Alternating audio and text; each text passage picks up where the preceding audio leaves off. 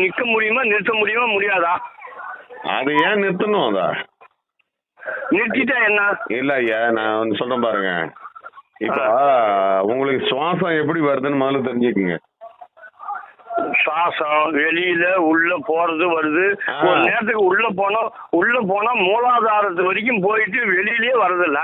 இல்ல அப்படிலாம் இல்ல, அது அப்படி விட்டுருங்க. அதாவது ஒரு ஒரு குழந்தை வயிற்றுக்குள்ள இருக்குது. இப்ப அது வந்து சுவாசிக்கிறது இல்ல. சரி. தண்ணிக்குள்ளதான் இருக்குது. சரி. சரியா? ஆனா அதுக்கான சுவாசம் வந்து எங்க இருந்து வருதுன்னா தொப்புள் கொடி வழியா அம்மா கிட்ட இருந்து வருது. ஆமா ஆமா ஆமா.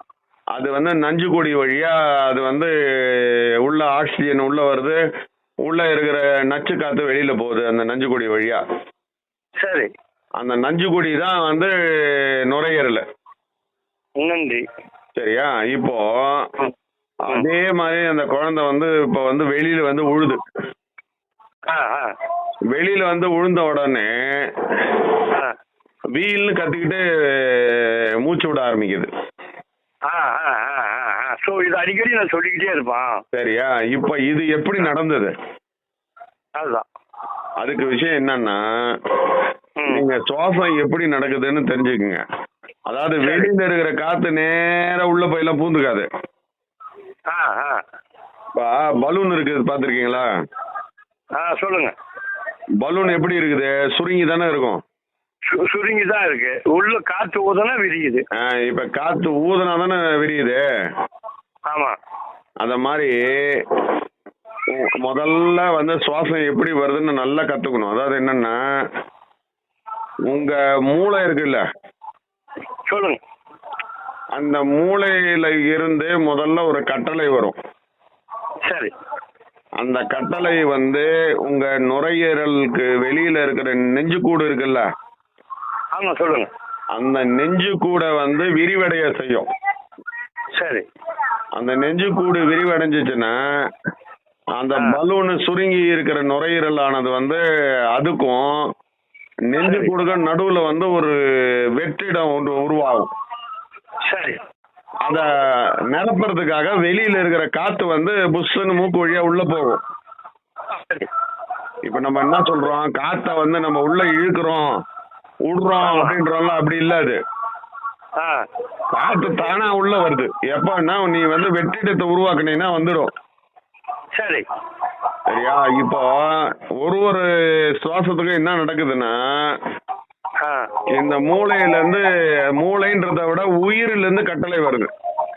சரி. அந்த உயிரில இருந்து கட்டளை வந்து அந்த கட்டளை மூலயமா தான் அந்த அந்த நெஞ்சு கூடி சுருங்கி விரியுது. சரி. இது பேர் தான் சுவாசம்.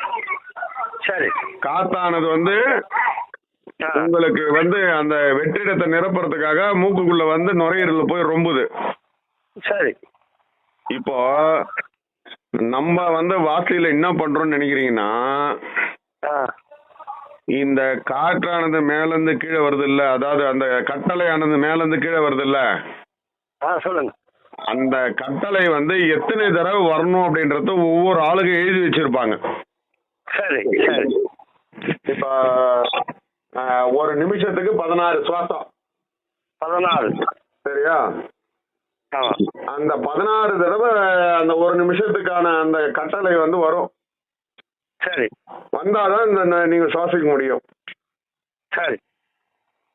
அந்த கட்டளைன்ற சொல்லக்கூடிய அந்த விஷயத்த நீங்க கோவப்பட்டீங்கன்னு வச்சுக்கீங்க, அந்த 16ன்றது வந்து 26 போகும். சரி. அப்ப உங்களுக்கு மூச்சு வாங்கும் அப்படியே புசு புசு புசுன்னு கோவத்துல. ஆமா ஆமா. சரியா? அதே மாதிரி நீங்க அமைதியா சந்தோஷமா கம்முன்னு இருந்தீங்கன்னா அந்த 16ன்றது வந்து 10 ஆயிடும். 10. சரியா? இப்ப நான் வந்து உங்ககிட்ட 100 ரூபாய் கொடுக்குறேன். அப்ப இறுதிட்டு நிறுத்திடலாம். இல்ல இல்ல, எப்படி சொல்றேன் கேட்டுங்க. இப்ப நான் உங்ககிட்ட 100 ரூபாய் கொடுக்குறேன். அந்த 100 ரூபால நீங்க என்ன பண்றீங்கன்னா 100 ரூபாய வந்து 1 ரூபாயா சில்லறையா மாத்திக்கிறீங்க. இப்ப 1 ரூபாயா செலவு பண்றீங்க ஒரு நாளைக்கு. அப்ப எத்தனை நாளைக்கு? 100 நாளைக்கு செலவு பண்ணலாமா? 100 ரூபாயா? நீங்க சொல்ல வரத நான் புரிஞ்சுக்கிறேன். 21,600 சுவாசம் ஒரு நாளைக்கு சுவாசிக்கணும். அந்த சுவாசத்துல 21,600 சுவாசத்துக்கு முன்னா மிச்சம் எதுவும் இல்ல. அந்த சுவாசத்தை அடக்க இறுதிய சுவாசம் அடங்கிடுது. சொல்லுங்க. நீங்க செலவு விரயம் பண்றோம், பேச்சாலையும் போகத்தாலையும். உங்களுக்கு எல்லாமே வந்து அந்த சுவாசத்தை மிச்சம் பண்ணணும். சுவாசத்தை மிச்சப்படுத்தணும். 21,600 சுவாசம் கூடாது ஒரு நாளைக்கு. சூப்பர். அருமையா நீங்க சொல்ல வந்ததுன்னு புரிஞ்சுக்கிட்டேன். அதாவது சுவாசம் 21,600 சுவாசம் நடக்குது. மூலாதாரத்துல 600 சுவாசமும், பிறப்புறுப்புல 1000 சுவாசமும், கொப்புள்ள 6000 சுவாசமும், இருதயத்துல 6000 சுவாசமும், கண்டத்துல 6000 சுவாசமும், நெற்றி போட்டுல 1000மும், சகசர தளத்துல 1000மும். இந்த 21,600 சுவாசத்தை யாரு அடக்க கற்றனாங்களோ அவங்க இருதயத்தை நிறுத்திடலாம். இருதயத்துல நிறுத்தத்தை பத்தி நான் சொல்றேன் உங்களுக்கு. அதான் சொல்றான். இப்ப எப்படின்னா, இப்ப நீங்க நிறுத்துனீங்களா? இப்ப மிச்சம் பண்ண நாடி நான் எந்த ஒரு MBBS டாக்டரே பிடிச்சு பார்த்து என்னைய நாடி துடிப்பே இல்ல, எப்படியா நீ வந்து எப்படியா வந்து நாடி துடிப்பே இல்ல, எப்படியா நீ பைத்தியம் ஆகாம இருக்குன்னு கேட்டாரு. நாடி துடிப்பு அதுவும் 6 to 6:40 40 நிமிஷத்துக்கு ECG போட்டான் ஒருத்தன். அத ஒரு துடிப்பு இல்ல. ஒரு சித்தா டாக்டர் பார்த்துட்டு அத போய் நாடி துடிப்பே இல்லை, எப்படி அது வந்து நம்பிக்கை இல்லைன்னா அப்புறம் நான் உடனே போட்டேன். சித்தன் ஒளியை மட்டும் காணுவான், சித்தன் இருதயத்தை தன் விருப்பத்திற்கேற்ப இயக்குவான், சித்தம் மலம் சிறுநீர் உமிழ்நீர் மருந்தாகிவிடும், சித்தன் பிளேடால் தன் சரீரத்தை கிழித்தால் ரத்தம் வராது, சித்தன் இருதயத்தை நிறுத்தி மூளைச்சூட்டில் வாழ்வான், சித்தன் வெத்தலைப்பாக்கு சுண்ணாம்பு சாப்பிட்டால் நாக்கு சுடாது, சித்தன் எச்சி ரசத்தை துப்பினால் ரசம் பசும் ஆகிவிடும் அப்படின்னு எழுதுனேன். அதான் அது ஒரு நோட்டீஸ் போட்டுக்கிறேன். இப்ப இருங்க, அதை விட்டுருங்க. நம்ம வந்து சொன்ன விஷயத்த பாத்துங்க. ஒரு விதம் என்னன்னா, என்ன பண்ணீங்க, உங்களுடைய ஒரு நாளைக்கான சுவாசத்தை ஒரு நாளைக்கு 100 இல்ல 200 மிச்சம் பண்ணீங்க. ஆமா ஆமா ஆமா ஆமா. சரி, அதனால நம்மளுக்கு என்ன பெனிஃபிட்? டெபாசிட் கூடுது, ஆயுள் கூடுது, உடல் நல்லா இருக்குது. புரியுதுங்களா? இது வந்து சாதாரணமா. ஆமா, இது வந்து சாதாரண மக்களுக்கு. இது இப்ப சாதாரண மக்கள் நீடுபடி வாழணும்னு நினைச்சாங்கன்னா கோவப்படாம வாழ்ந்தனால நீடுபடி வாழ்வான். சரி, இந்த நான் சப்பி காட்டினேன் அந்த வாயு வழியே எடுத்துனேன், அது விந்துவா கபமா கோலை? அது உங்க ஆராய்ச்சிக்கு சொல்லுங்க. எனக்கு ஓரமா நிறுத்திடுங்க. சரி, அதை நிறுத்திடுங்க. இப்ப நான் திருப்பி சொல்றேன் அந்த விஷயத்த. எப்ப இருந்த நிக்கும் அப்படின்றதுக்கு சொல்றேன். சொல்லுங்க. சரியா? இப்ப நீங்க என்ன பண்றீங்க, உங்க சுவாசத்தை குறைக்க குறைக்க குறைக்க குறைக்க என்ன ஆகும்னா,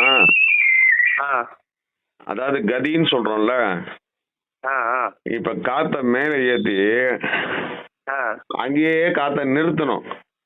அதான் இழுக்கிறத வந்துட்டு வந்துட்டு போக கூடாது. அங்கேயே நிறுத்தணும். கபால உச்சிலே ஏற்றி வெள்ளி பிஞ்சு வெடிக்கிற மாதிரி கபால வெடிக்கி அது ஒரு சித்தன் வந்து அடிச்சு மண்டை வெடிச்சு செத்து போயிடும் விவேகானந்தர் மாதிரின்னு அடிச்ச பிறகுதான் அந்த சுவாசத்தை கீழே இறக்கணும். சொல்லு. இப்ப நீங்க வந்து சுவாசத்தை இறக்கல ஐயா. அதாவது எல்லாரும் வந்து அதனாலதான் எல்லாம் டைவர்ட் ஆகி போயிடுறாங்க. நல்லா புரிஞ்சுங்க. நீங்க சுவாசத்தை மேல ஏத்துனீங்களா? ஏத்தன கபால இப்ப ஒண்ணும் இல்ல, உங்க கைய உங்க தலைக்கு மேல தூக்குங்க. தூக்கிறேன். இப்ப உங்க உணர்வு எங்க இருக்கு சொல்லுங்க. கபால உச்சிக்கு மேல அந்த கை வச்சிருக்கிறது இருக்குது. அங்க தெரியுது இல்ல? நமக்கு நல்லாவே தெரியுது. அதேதான் இதுவும்.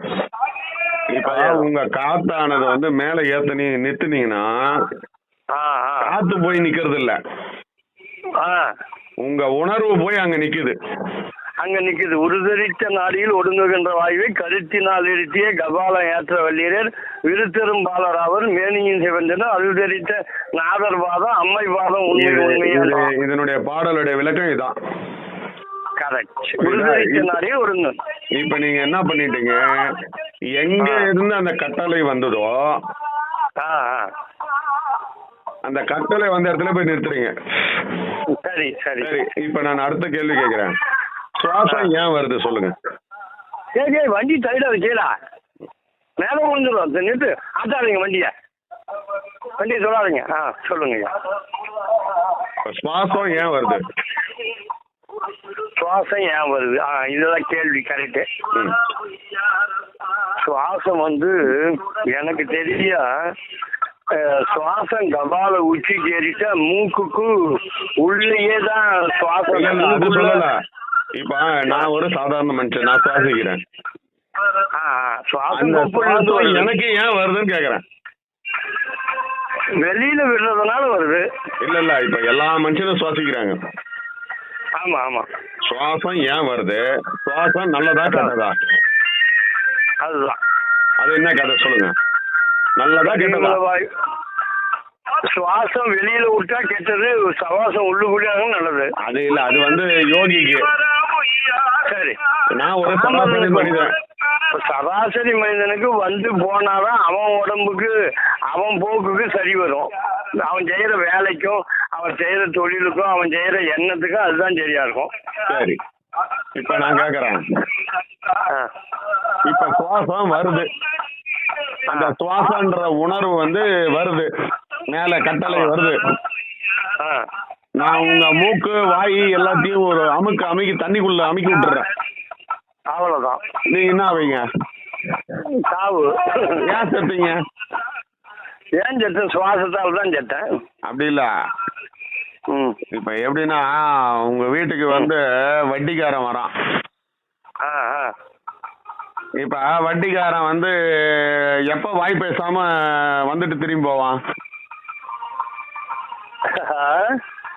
எப்ப திரும்பி போவான்? கடன் குடுத்தீங்கன்னா வட்டி வாங்கிட்டு தான் போவான். இப்ப வட்டி அவன்கிட்ட வந்தவொடனே கையில கொடுத்துட்டீங்கன்னா போயிடுவான். வாயை மூடிட்டு போயிடுவானா? போயிடுவான். கொடுக்கலாம். சரி, இப்ப கொடுக்கலன்னா கலெக்டா பண்ணுவான். கலாட்டா பண்ணுவோம். வட்டிக்காரன் வட்டி கட்டலன்னா கலாட்டா பண்ணாமே இருப்போம். சரி, இப்ப இதோட அவன் எப்போ வருவான்? அந்த டைம் ஆனா வந்துருவான். அடுத்த மாசம் வட்டி கொடுக்குற டைமுக்கு தேதி என்னவோ அந்த தேதிக்கு வந்துருவான். புரியுதுங்களா? சரி, இப்ப அந்த வட்டிக்காரன் வராம இருக்கணும்னா என்ன பண்ணணும்? வராம இருக்குன்னா அவனை கடனை கட்டிடணும். இப்ப புரியுதுங்களா? வாங்கின கடனை கட்டிடணும். இப்ப தெரிஞ்சுங்க. இப்ப வட்டிக்காரன் வந்து மாசம் வருவான்.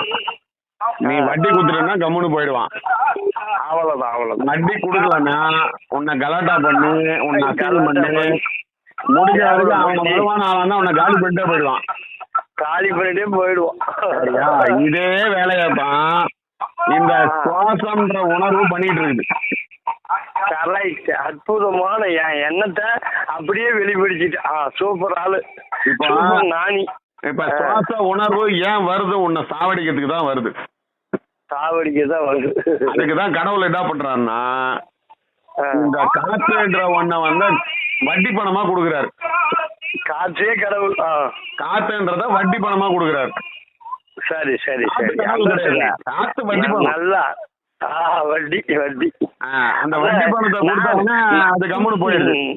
நான் ஒரு ஆளுங்கிட்ட சொல்லுவேன், இந்த செல்போனு ஒரு பேட்டரி, அந்த பேட்டரிக்குள்ள செல்போனு ஒரு பாடி, அந்த பாடிக்குள்ள ஒரு பேட்டரி வந்து சுவாசம் இருந்தாதான் சிம்மு மூளையில என்ன பதிவாகணும்னா சுவாசம் வேணும்.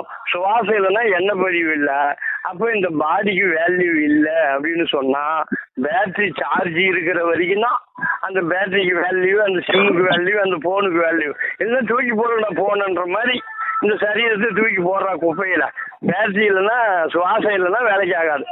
அப்படி இல்ல. இப்ப நீங்க மறுபடியும் நல்லா தெரிஞ்சுக்கங்க. இப்ப நான் சொன்னதுதான். இப்ப என்னன்னா, சுவாசம் என்பது வட்டி பணத்தை வாங்கறதுக்கு வந்துச்சா? சூப்பர் ஆளு, அருமையான ஆளு. இந்த மாதிரி ஆளு தான் எனக்கு வேணும். ஒரு நிமிஷத்துக்கு 16 தடவை வந்து போவான் அந்த வட்டிக்காரன். வந்துட்டு போவான் 5 டப்பு. சரியா?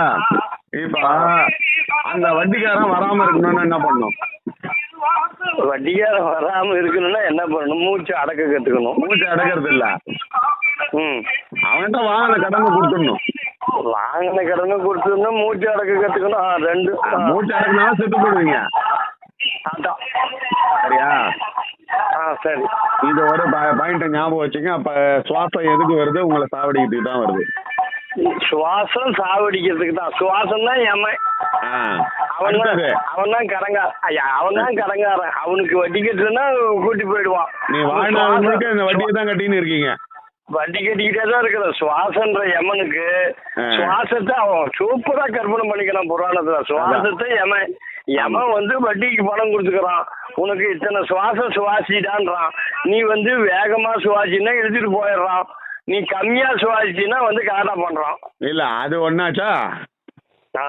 அதுலயே இன்னொரு விஷயம் சொல்றேன். இப்ப வண்டி கட்டி முடிச்சேன்னா சுவாசம் வரமாட்டான் அதோட. சரியா? ஒண்ணு அற்புதமா சொல்றியா? சூப்பர் டாக்டர்யா நீ. டாக்டர் எதிர்பார்த்தியா? பசி ஏன் வருது? சொல்லுயா. பசி வந்ததுன்னா நீ சாப்பிட்டாகணும். ஆமா. பசிக்கு நீ சாப்பிடலன்னா என்ன ஆகும்?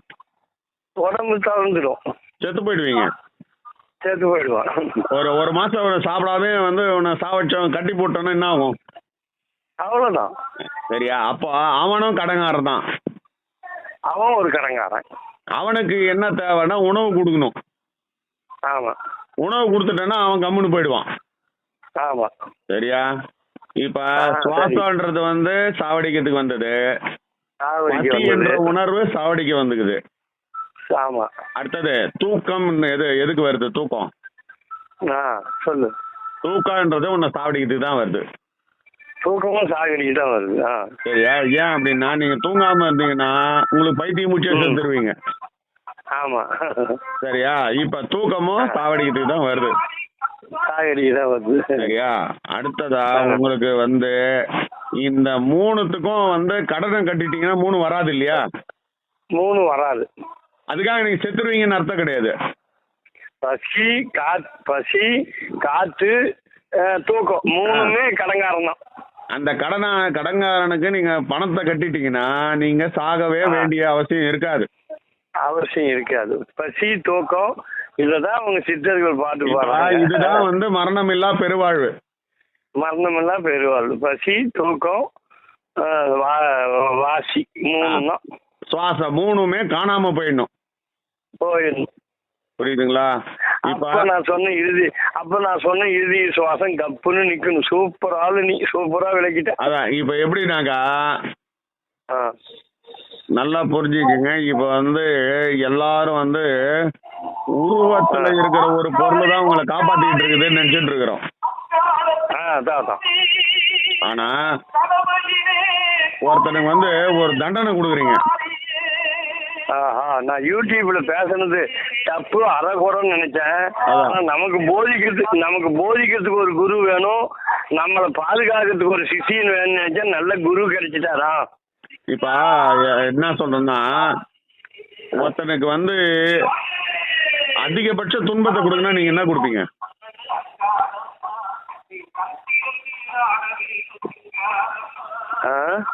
ஒருத்தனுக்கு அதிகபட்ச துன்பத்தை கொடுக்கணும். நிறைய பணத்தையும் பொம்பளை போகத்தையும் கொடுத்தா அழிஞ்சிடுவான். இல்ல அது சொல்லல. இப்ப ஒருத்தனுக்கு வந்து அதிகபட்ச துன்பத்தை கொடுக்கணும்னா அவனுக்கு மரணத்தை கொடுத்துட்டீங்கன்னா அதிகபட்ச துன்பம், அதுக்கு மேல அவனை துன்பப்படுத்த முடியாது. அப்ப அதிகபட்ச துன்பம் என்னது? பாவத்தின் சம்பளம் மரணம்ன்றான். புரியுதுங்களா? அதுதான். அப்போ பாவம் அப்படின்னு சொல்லக்கூடிய விஷயத்துக்கான அதிகபட்ச துக்கம் வந்து மரணம். மரணம்னா என்னன்னா அதிகபட்ச துன்பம். சரியா? அதுக்கு எதிர்ப்பதான் என்ன? ராஜா நாளைக்கு தான்டா. இப்ப அதுக்கு எதிர்ப்பதான் என்ன? துன்பத்துக்கு இன்பம். புரியுதுங்களா? அப்போ அதிகபட்ச இன்பத்தை நீங்க வந்து உங்க உடம்புல கொடுத்தா ஆ. இந்த இவ்வளவு பெரிய துன்பம் வந்து வருமா? இப்ப கண்டிப்பா வராது. அப்ப நீங்க சாவீங்களா? சாக மாட்டேன். இதுதான் வந்து சித்தர்கள் கண்டுபிடிச்சது. சரி, இப்போ